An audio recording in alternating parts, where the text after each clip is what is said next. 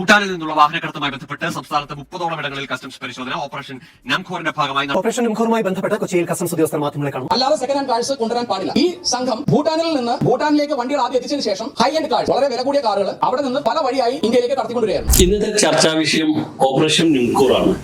ഒരു സാധാരണക്കാരനായ ഒരു വ്യക്തിക്ക് എങ്ങനെ അദ്ദേഹത്തിന്റെ വാഹനം അൺഓതറൈസ്ഡ് ആയിട്ട് രജിസ്റ്റർ ചെയ്തിട്ടില്ല എന്ന് മനസ്സിലാക്കാവുന്ന ചെറിയ ടിപ്പുകളാണ് ഞാൻ ഇന്ന് പറയാൻ പോകുന്നത്. ഒരു വാഹനം വാങ്ങുന്ന എന്റെ കസ്റ്റമർ അദ്ദേഹത്തിന്റെ കയ്യിൽ നിന്നാണ് ഇത്തരം മോഷ്ടിക്കപ്പെട്ട വാഹനങ്ങളായാലും കസ്റ്റംസ് തീരെ വെട്ടിച്ചതാണെങ്കിലും റോഡ് ടാക്സ് തെറ്റിച്ചാണെങ്കിലും മറ്റു കുറ്റകൃത്യങ്ങൾപ്പെട്ട വാഹനമാണെങ്കിലും എന്റെ യൂസർക്കാണ് അതിന്റെ ആദ്യത്തെ നഷ്ടം നേടുന്നത്. പഴയ വാഹനങ്ങളോ അല്ലെങ്കിൽ വളരെ വ്യത്യസ്തമായ വാഹനങ്ങളോ നമ്മൾ മറ്റ് സംസ്ഥാനങ്ങളിൽ നിന്ന് വാങ്ങിക്കുമ്പോൾ അടിയാധാരം വരെ നമ്മൾ നോക്കേണ്ട ഒരു അവസ്ഥയാണ്. ഇത്തരം പരിശോധനകൾ എങ്ങനെ നടത്താം എന്നുള്ളതാണ് ഞാൻ പറയാൻ പോകുന്നത്. നമ്മളൊരു ഭൂമി വാങ്ങിക്കുമ്പോൾ സാധാരണ അതിന്റെ ആധാരം ചെക്ക് ചെയ്യും. ആ ആധാരത്തിന് സമാനമാണ് പരിവാഹൻ. പരിവാഹനിൽ പോലും എഡിറ്റിംഗ് നടന്ന വാഹനങ്ങളെ നമുക്ക് എങ്ങനെ മാനുവലി കണ്ടെത്താം എന്നാണ് ഞാൻ പറയാൻ പോകുന്നത്. റോയൽ ഡ്രൈവ് ഇത്തരം പരിശോധനകൾ നടത്തി മാത്രമാണ് വാഹനങ്ങൾ വാങ്ങിക്കാറുള്ളൂ. അതുകൊണ്ട് തന്നെ ഞങ്ങളുടെ ഒരു കസ്റ്റമേഴ്സിനും ഇത്തരത്തിലുള്ള ഒരു ബുദ്ധിമുട്ട് വരാതെ നോക്കാൻ ഞങ്ങൾക്ക് കഴിഞ്ഞിട്ടുണ്ട്. അപ്പൊ ഞങ്ങൾ ശ്രദ്ധിക്കുന്ന ചില കാര്യങ്ങളുണ്ട്. ഇതിന്റെ ഫസ്റ്റ് എന്ന് പറഞ്ഞാൽ ഇയർ ഓഫ് മാനുഫാക്ചറിങ്ങും വാഹനത്തിന്റെ മോഡലും തമ്മിൽ ബന്ധം ഒരു സംശയം തോന്നിയാൽ അവിടെ നിന്ന് നമ്മൾ ഇതിന്റെ ചെക്കിംഗ് ആരംഭിക്കേണ്ടതാണ്. ചുരുക്കി പറഞ്ഞാൽ എല്ലാ വാഹനത്തിലും അതിന്റെ ഇയർ ഓഫ് മാനുഫാക്ചറിങ് കണ്ടെത്താനുള്ള ഒരുപാട് സംവിധാനങ്ങൾ ഇന്ന് വാഹനങ്ങളുണ്ട്. 1980 ശേഷം ഇറങ്ങിയ എല്ലാ വാഹനവും അതിന്റെ ചേസിസ് നമ്പർ ഡീകോഡ് ചെയ്ത് ഇയർ ഓഫ് മാനുഫാക്ചറിങ് എത്രയാണെന്ന് മനസ്സിലാക്കാൻ ഏത് സാധാരണക്കാർക്കും പറ്റുന്ന വിധത്തിലാണ് കമ്പനി ഇതിനെ സെറ്റ് ചെയ്തിട്ടുള്ളത്. ആദ്യം ഇതിന് ശ്രദ്ധിക്കേണ്ടത് RC ബുക്കിൽ രേഖപ്പെടുത്തിയ ചേസിസ് നമ്പറും വാഹനത്തിലുള്ള ചേസിസ് നമ്പറും ഒന്നാണോ എന്ന് നോക്കണം. രണ്ടാമത് ഈ ചേസിസ് നമ്പർ കമ്പനി പഞ്ച് ചെയ്തതാണോ, അതിൽ എന്തെങ്കിലും എഡിറ്റ് ഉണ്ടോ എന്ന് തീർച്ചയായിട്ടും ചെക്ക് ചെയ്യേണ്ടതാണ്. ചേസിസ് നമ്പർ ഡീകോഡ് ചെയ്യുമ്പോൾ ഞാൻ ഇതിന്റെ താഴെ ഒരു ഡീറ്റെയിൽ കൊടുക്കാം. ആ ഡീറ്റെയിൽ വെച്ച് നമുക്ക് പഠനങ്ങൾ നടത്താവുന്നതാണ്. രണ്ടാമത് വാഹനത്തിന്റെ ECM അത് സാധാരണക്കാർക്ക് ബുദ്ധിമുട്ടായിരിക്കും. മേ ബി ECM ചേഞ്ച് ചെയ്യാം. എന്നാലും ഒരുവിധം വാഹനങ്ങളൊന്നും പെട്ടെന്ന് മാറ്റുന്ന സാധനമല്ല ECM. അതുകൊണ്ടൊരു വർക്ക്ഷോപ്പ് പോയിട്ട് ECMന്റെ അകത്ത് വൃത്തിയിൽ പഞ്ച് ചെയ്തിട്ടുണ്ടാവും ഇയർ ഓഫ് മാനുഫാക്ചറിങ്. മൂന്നാമത് നമ്മുടെ സീറ്റ് ബെൽറ്റ് ആണ്. പല മാനുഫാക്ചറിങ് പ്രത്യേകിച്ച് ജാപ്പാൻ വാഹനങ്ങളിൽ അതിന്റെ സീറ്റ് ബെൽറ്റിൽ ഇയർ ഓഫ് മാനുഫാക്ചറിങ് വളരെ വൃത്തിയായിട്ട് എഴുതിയിട്ടുണ്ടാവും. ചില വാഹനങ്ങളിൽ അതിന്റെ സ്പെയർ വീലിന്റെ താഴെയുള്ള ഭാഗത്ത് എഴുതിയിട്ടുണ്ടാവും. ഹെഡ്ലൈറ്റ് പോലെയുള്ള പാർട്ടുകളിൽ നോർമലി ഇയർ ഓഫ് മാനുഫാക്ചർ എഴുതപ്പെടും. പക്ഷെ ഒരു നിശ്ചിത വർഷങ്ങൾക്ക് ശേഷമുള്ള വാഹനമാകുമ്പോൾ ഇതെല്ലാം മാഞ്ഞു പോകാനുള്ള സാധ്യതയുണ്ട്. മെയിൻ ആയിട്ട് നമുക്ക് നോക്കാനുള്ളത് ആ വാഹനത്തിന്റെ ചേസിസ് നമ്പർ അല്ലെങ്കിൽ വിൻ നമ്പർ എന്ന് പറയുന്നത് വെച്ചിട്ടാണ്. ഇന്ത്യയിൽ നിർമ്മിക്കപ്പെട്ട വാഹനങ്ങളാണെങ്കിൽ ആ ചേസിസ് നമ്പറിന്റെ കൂടെ തന്നെ ഇയർ ഓഫ് മാനുഫാക്ചർ കൂടി അതിന്റെ കൂടെ പഞ്ച് ചെയ്തിട്ടുണ്ടാവും. ഉദാഹരണത്തിന് ഈ വാഹനം 2021 മോഡലിന് M എന്ന ഡിജിറ്റ് ആയിരിക്കും അതിന്റെ 10ാമത്തെ ചേസിസ് നമ്പർ ആയിട്ട് വരുന്നുണ്ടാവുക.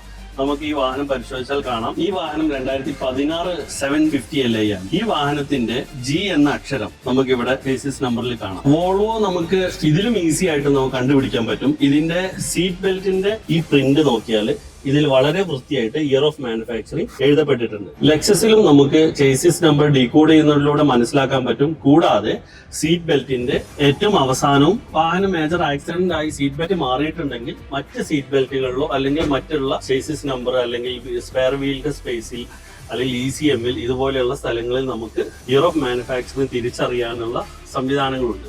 ഞങ്ങൾക്ക് ഒരുപാട് വാഹനങ്ങൾ നമുക്കറിയാം. ഇതിന്റെ വ്യാപ്തി കേരളത്തിൽ 200 എന്ന് പറയുമ്പോൾ പാൻ ഇന്ത്യ ഇത് വളരെ വ്യാപ്തിയിൽ നടന്ന വലിയൊരു സ്കാം ആയിട്ടാണ് എനിക്ക് മനസ്സിലാകുന്നത്.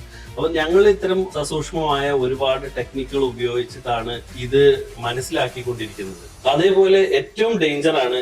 ഇന്നലെ ആ കമ്മീഷണർ അദ്ദേഹത്തിന്റെ വാർത്താ സമ്മേളനത്തിൽ പറഞ്ഞു 2014 വണ്ടി 2005 മാനുഫാക്ചറിംഗിൽ ആണ് അതിന്റെ പരിവാഹൻ. ഇത് പരിവാഹൻ ഹാക്ക് ചെയ്യുന്നതല്ല എന്നാണ് എന്റെ വിശ്വാസം. ആക്സിഡന്റ് ആക്കപ്പെട്ട ടോട്ടൽ ലോസ് ആയ പഴയ വാഹനങ്ങളുടെ RC ഉപയോഗിച്ച് ആ RCയിലെ എഞ്ചിൻ നമ്പറും ചേസിസ് നമ്പറും ഈ വാഹനത്തിൽ പാച്ച് ചെയ്തുകൊണ്ട് നടത്തുന്ന വിദ്യകളാണ് ഇത്തരത്തിൽ വരുന്നത്. ഇതിലും നമുക്ക് മനസ്സിലാക്കാൻ ഈ ചേസിസ് നമ്പർ കമ്പനി പഞ്ച്ഡ് ആണോ, അതിലെന്തെങ്കിലും അതിന്റെ ചുറ്റുഭാഗത്ത് എവിടെയെങ്കിലും വെൽഡിങ് നടന്നിട്ടുണ്ടോ, ഇങ്ങനെ ഇതൊരു സൂക്ഷ്മമായി നമ്മൾ എന്തായാലും പണം കൊടുത്ത് വാങ്ങുമ്പോൾ 20, 30, 50, 1 കോടിയോ കൊടുത്തൊരു വാഹനം വാങ്ങുമ്പോൾ ഒരു വർക്ക്ഷോപ്പിൽ കൊണ്ടുപോയി ഒരു സൂക്ഷ്മമായ ചെക്കപ്പിലൂടെ ഇതെല്ലാം മനസ്സിലാക്കാൻ കഴിയും. ഇത് മനസ്സിലാക്കാതെ എടുത്തു കഴിഞ്ഞാൽ ആര് കുറ്റകൃത്യം ചെയ്തു എന്നല്ല, നമ്മളെ കയ്യിലുള്ള വാഹനമാണ് തൊണ്ടി മുതലായിട്ട് സർക്കാർ ആദ്യം കണ്ടുകെട്ടുകയും അതിന്റെ പേരിൽ നമുക്കാണ് ആദ്യം അതിൽ വരുന്ന മാനഹാനികളും മറ്റുള്ള ഉദ്യോഗസ്ഥന്മാരുടെ ചോദ്യം ചെയ്യലുകളും മറ്റു ബുദ്ധിമുട്ടുകൾക്കും ഇടവരേണ്ടി വരുന്നത്. ഇതിന്റെ അവസാനം ഏറ്റവും കൂടുതൽ പണം മുടക്കിയ വ്യക്തികളായിരിക്കും. സത്യത്തിൽ 90% അല്ലെങ്കിൽ 95% ഈ വാഹനം കയ്യിലുള്ള ആളുകൾ, അത് ചിലപ്പോൾ ഡീലർ ആവാം അല്ലെങ്കിൽ ഓണേഴ്സ് ആവാം, ഇവരെല്ലാം നിരപരാധികളാണ്. പക്ഷെ ഇതിനെ മനസ്സിലാക്കി ഇതിനെ പഠിച്ച് നമ്മൾ പർച്ചേസ് ചെയ്യുക, വാങ്ങുമ്പോൾ സൂക്ഷിക്കുക എന്ന ഒരു നിയമം മാത്രമാണ് ഇതിൽ നിലവിലുള്ളൂ. അപ്പോൾ ഓരോ ആളുകളും വാഹനം വാങ്ങുന്നതിന് മുമ്പ് ജാഗ്രത വേണ്ട ഒരു കാര്യമാണ്. ഇതിൽ കൂടുതൽ സ്കാമുകൾ നടക്കുന്ന അന്യ സംസ്ഥാനത്തിൽ നിന്ന് വരുന്ന വാഹനങ്ങളിലാണ്. ഇത് എംബസികളുടെ വാഹനങ്ങളിൽ ഇത്തരം സ്കാമുകൾ നടക്കുന്നുണ്ട്. അതിൽ അവർ ചെയ്യുന്ന സ്കാം ഇയർ ഓഫ് മാനുഫാക്ചറിംഗിലുള്ള സ്കാമാണ്. അതുപോലെ എംബസി വഴി നമ്മൾ പത്രങ്ങളിൽ കണ്ടിട്ടുണ്ട്, ഒരുപാട് വലിയ വലിയ ടീം എംബസിയിലെ ആളുകളെ സ്വാധീനിച്ച് അതിലൂടെ ഇത്തരം വാഹനങ്ങൾ ഇറക്കി ഇന്ത്യയിൽ വിൽപ്പന നടത്തിയതിന്റെ പേരിൽ അറസ്റ്റും കാര്യങ്ങളൊക്കെ ഇന്ത്യയിൽ ഇതിനു മുമ്പ് ഉണ്ടായിട്ടുണ്ട്. അടുത്തതായിട്ട് ഇത് എംബസിയുടെ വാഹനമാണ് എന്ന് പറഞ്ഞ് ഇത്തരത്തിൽ അന്യ രാജ്യങ്ങളിൽ നിന്ന് ഇന്ത്യയിലേക്ക് റോഡ് മാർഗം എത്തിച്ച് ഇതിന് രജിസ്ട്രേഷൻ നടത്തി ഇവിടെ വിൽക്കാൻ വരുന്ന വാഹനങ്ങളുണ്ട്. പ്രത്യേകിച്ച് ഒരു വാഹനത്തിന് വില കുറഞ്ഞ് ലഭിക്കുമ്പോൾ അതിൽ നമ്മൾ അലേർട്ട് ആവേണ്ടതാണ്. എല്ലാ വാഹനത്തിനും ഡിമാൻഡ് ഉണ്ട്, അതിന് ആളുകളുണ്ട്. ഒരു പർട്ടിക്കുലർ വാഹനം ഒരു പരിധിയിൽ കൂടുതൽ വില കുറഞ്ഞ് നമുക്ക് ലഭിക്കുകയാണെങ്കിൽ ആ വാഹനത്തിൽ എന്തെങ്കിലും ഒരു മിസ്റ്റേക്ക് ഉണ്ടാവും എന്നുള്ള ഒരു കോമൺ സെൻസ് ഇത് വാങ്ങുന്നതിന്റെ മുമ്പ് ഉണ്ടായാൽ ഇത്തരം മാനഹാനികളിൽ പെടാതെ നമുക്ക് നോക്കാം.